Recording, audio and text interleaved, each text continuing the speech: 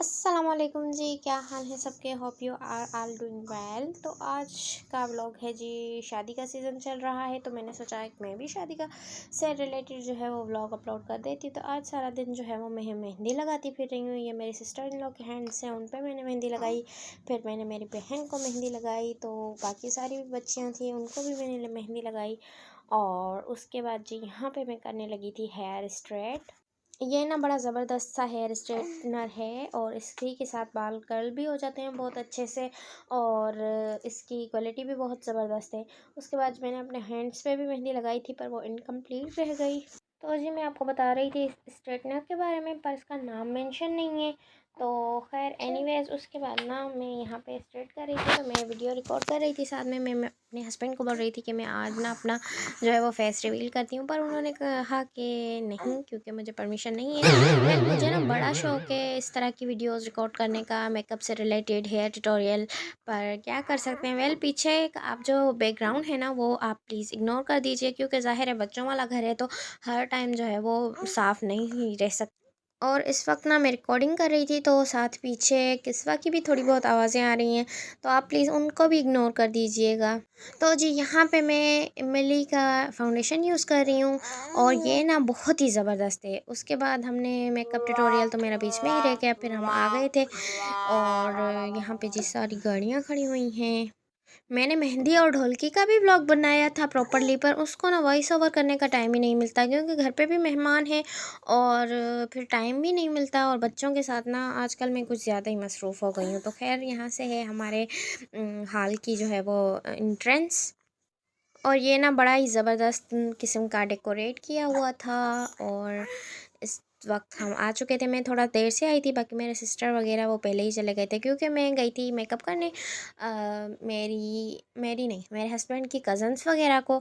तो इसीलिए ना मुझे थोड़ी सी लेट हो गई। तो यहाँ पे मैंने सोचा आप कुछ खा लेते हैं, तो बर्गर और सैंडविचेस के स्टॉल लगे हुए थे, पर मेरे लेट आने से वो ख़त्म हो चुके।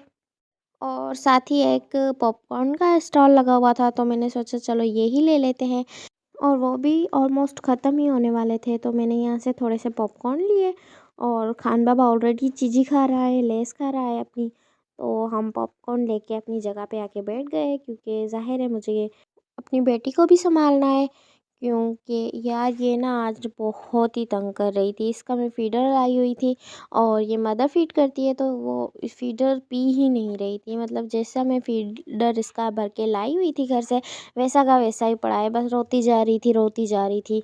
और कसम है मुझे इस लड़की ने बिल्कुल भी इंजॉय नहीं करने दिया। मतलब मैं बस एक ही जगह पे इसको लेके बैठी हुई थी।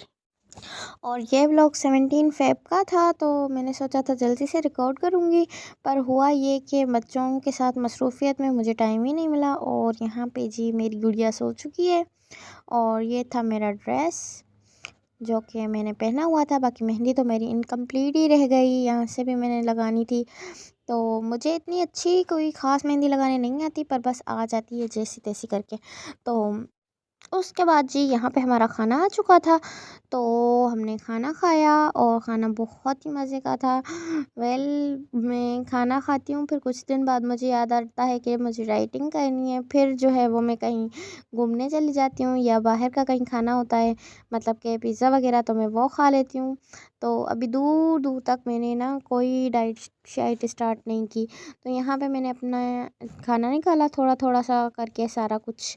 और ये था आज का मेन्यू। उसके बाद जी हमने खाया कस्टर्ड था या लबे शीरीन था, ये जो भी कहते हैं। तो यार ये ना सबसे अच्छा था। तो जी अब कुछ लोग कहेंगे कि कितना खाना खाती है, तो I am a nursing mom, तो मेरा छोटा सा बच्चा है, इसीलिए जी मुझे ज़्यादा भूख लगती है तो मैं ज़्यादा खा लेती हूँ। और डाइट का क्या है, वो तो कभी भी हो सकती है। तो खैर एनीवेज खाना शाना खा के हम फ्री हुए, तो फिर मैं यहाँ पे कुछ रिलेटिव से मिलने आ गई, क्योंकि इस वक्त ना मैंने किस्वा को उसकी फूफा वगैरह के पास मतलब बिठाया हुआ था, क्योंकि वो भी फ्री हो चुकी थी खाने वगैरह से।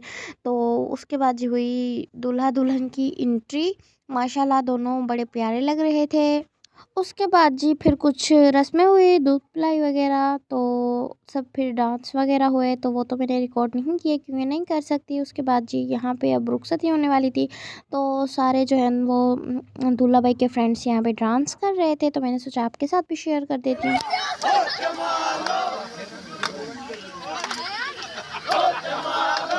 तो जी ये था आज का व्लॉग। वीडियो अच्छी लगी हो तो वीडियो को लाइक करें, चैनल को सब्सक्राइब करें। मिलते हैं नेक्स्ट व्लॉग में। Stay tuned.